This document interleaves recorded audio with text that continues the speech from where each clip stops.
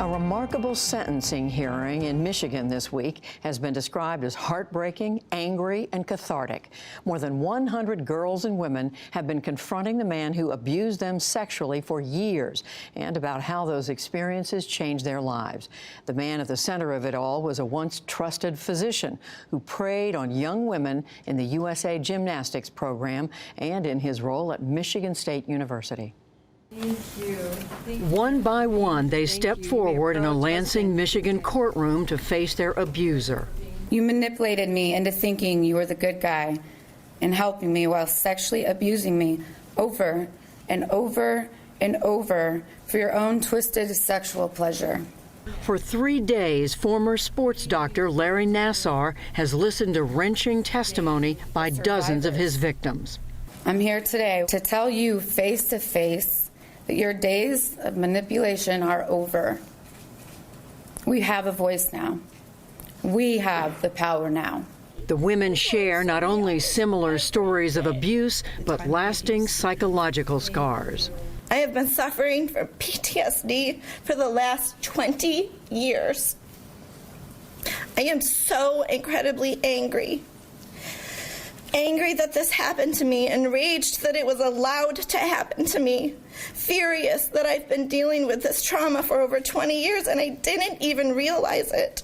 Nassar worked for USA Gymnastics for 29 years, including as a team doctor for 4 Olympic Games.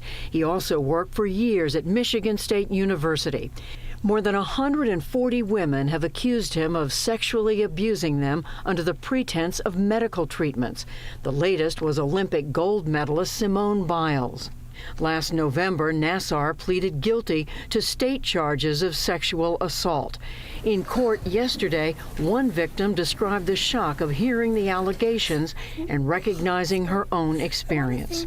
He took that trust and used it to molest not only myself, but over 140 young girls. Is something I still can't comprehend. I still can't think about without crying. We were just kids. We were just kids. Michigan State had investigated a federal Title IX complaint against Nassar in 2014, but brought no charges and allowed him to keep working. The Detroit News reported today that details of his abuse reached 14 officials at Michigan State at different times over the past 20 years.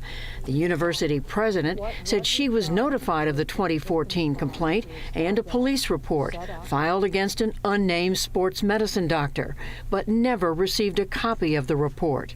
Michigan State University, shame on you.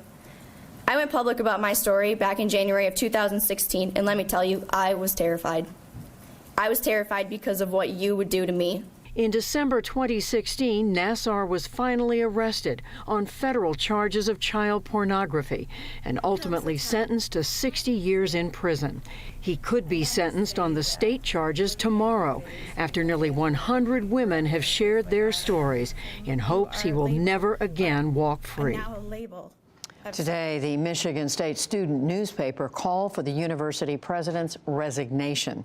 Joining us now to talk about all of this and the response by USA Gymnastics and Michigan State is Christine Brennan. She's a reporter and sports columnist for USA Today and has long covered the Olympics. Christine, thank you for being with us. Yeah. This is just horrible, one after another. It's almost unimaginable, these stories. This really, if you think about the sweep of the Olympic Games and the history of the Games, this is probably the darkest stain in U.S. Olympic history. There have been boycotts, there have been other things, but in terms of athletes who were in our living rooms, and of course athletes we never heard of, who were just on a dream trying to make the next level in gymnastics, whether it's Simone Biles or Aly Raisman or the girl next door. It is appalling, it is awful, and the fact that this story didn't get the attention it should have months, years earlier is another just horrible piece of the puzzle. And they were just children when they started out. Right, and I think a lot of people ask why. How could this happen? How could there be over 100 and not one speaking out? And I think what you need to understand, it's so essential here, Judy, is that we're talking about 13, 14, 15-year-old girls. And if they're really good, they're in that Olympic pipeline. That means mom and dad are spending lots of money on this. Right. Maybe the family is moving. Maybe they're separating to go to a training camp, or at least for many, many weeks out of the year they're away. And how does that young girl who's got this Olympic dream muster up the courage to tell her mom or dad, or even a bigger deal, to go to the leaders of the gymnastics federation and say, this is happening to me? Because if they did that, they would have been just taken right out of the pool and they would have brought another kid up. And I think that's why this could continue in the way it did. Yeah, I think it is so hard for people to hear this, Christine, and ask, how could it go on for years and years and years without complaints until just the last few? Well, and then the leadership. I mean, we heard the story of Michigan State, and the president in 2014 got this Title IX complaint and said that, she said, let's just handle it straight up, she said, but she said she never saw the report. 2014 is what, 2.5, 3 years after the Penn State horrors, Jerry Sandusky. Right. If you're a university president, how can you not want to get that report and find out what's going on your campus? Because again, this is a two-pronged story. This is USA Gymnastics. It's also Michigan State, because that's where Nassar, he was working for both. Well, explain that, because there were people who were responsible for these young women in both of these institutions, at the university and at USA Gymnastics.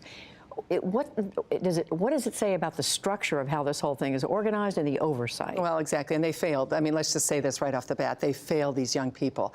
And in the case of USA Gymnastics, they did get rid of the CEO. He resigned, Steve Penny. They brought a new person in, Carrie Perry, a woman, and she, of course, is supposed to have a clean slate. And yet, they just announced that the Coroli Ranch, that they're not going to be using that anymore. Instead of being proactive and saying that a few months ago, the new CEO just announced that that was going to happen today, that they're not going to use the ranch anymore. Well, why did that happen? Because Simone Biles, in her statement the other day, Olympic gold medalist, one of the stars of the Rio Olympics, when she went and gave her statement and saying that she, in fact, also had been a victim of Nassar's abuse and sexual assault, she said it would be very difficult for her to go back to the ranch and train there. It would bring back all those bad memories. Why wasn't USA Gymnastics talking about this several months ago? Like, where's the proactive leadership? And to your point, whether it's Michigan State or USA Gymnastics, these adults failed time and time again. They failed these kids. So how many of the adults, Christine, who are in charge are now out, and how many are still around who haven't answered all these questions? I think we can say not enough are out. Again, the big one was the CEO of USA Gymnastics, Steve Penny. But no, there's a lot of people at USA Gymnastics. I'm surprised they haven't completely cleaned house. This is such a house of horrors. This is such a horrific event. And then as far as Michigan State, so far we're seeing several leaders were told and knew of these things, not just the university president. And my sense is, as outrage continues to grow on this story, and it is seeming to build momentum, that maybe we'll see more resignations. What is the future for young women gymnasts in the U.S. program? Because if you look at this, you think, why would I want my child to go to something like that? Well, and again, here's Americans cheering their lungs out for these great gymnasts in 2012, 2014, and 2016, and then you hear these stories. Yes, why would any parent do this? The U.S. Olympic Committee has started something called Safe Sport. It seemed to me quite late in the game, but where the idea is it's a clearinghouse, independent, and if there are concerns, you could call or be anonymous and start to report these things. It's a good first step, but you have to keep in mind that these kids who are trying for the Olympics have such pressures on them that to be able to step out of that world as you would hope they would, they don't have the maturity, and they know that they could lose their spot. So there have to be advocates, and I would say from the U.S. Olympic Committee to every sport. USA Swimming has also had issues in the past. They have to look at everything at this point. I was just going to say, finally, Christine, this has to be personally difficult for you, because you've interviewed many of these young women over the years, and as you look back on it now, you know that this was going on at the same time you and other journalists were talking to them. You know, we're talking to them about the pressures of trying to win gold medals at the 2012 Olympics in London, Judy, and we had no idea of what was happening behind the scenes and what they were dealing with. And let's just say how amazing these young women were to be able to compartmentalize and to continue to do the great things and win the Olympic gold medals that they did, not only for themselves, but for their country. You're right. It makes us even more admiring of these remarkable young women. Christine Brennan, thank you. It's a terrible story, but thank you very much for being here. Thank you. My pleasure. Thanks.